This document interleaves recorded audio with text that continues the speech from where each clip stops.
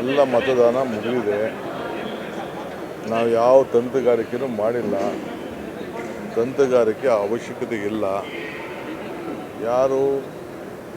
ಎಲ್ಲರೂ ಪ್ರಜ್ಞಾವಂತರಿದ್ದಾರೆ, ಬುದ್ಧಿವಂತಿದ್ದಾರೆ, ಜನರ ಪ್ರತಿನಿಧಿಗಳಿದ್ದಾರೆ. ಅವರು ಅವ್ರಿಗೆ ಸ್ವ ಇಚ್ಛೆ ಮೇಲೆ ಮತ ಹಾಕಬೇಕು ಹಾಕಿರ್ತಾರೆ. ಅದು ಬಿಟ್ಟರೆ ಯಾಕೆ ಯಾವ ತಂತ್ರಗಾರಿಕೆ ನಾವು ಮಾಡೋಣ? ನನ್ನ ಪಾಡು ನನ್ನ ಹರಶಿವ ಅಂದ್ಬಿಟ್ಟು ನಾನೆಲ್ಲ MLAಗಳ ಹತ್ರ ಒಂದು 2 ದಿನ ಕಾಲ ಕಳ್ಕೊಂಡು ಕೂತಿದ್ದೆ. ಅದು ಬಿಟ್ಟರೆ ನಾನು ಯಾವ ತಂತ್ರಗಾರಿಕೆನೂ ಮಾಡಿಲ್ಲ.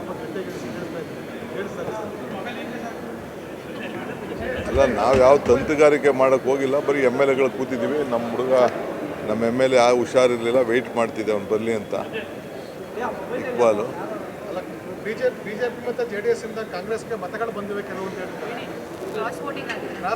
ಆಗಿದೆ ಸರ್. ನನಗೆ ಗೊತ್ತಿಲ್ಲ. ಯಾಕೆ ಕ್ರಾಸ್ ಆಗ್ತದೆ?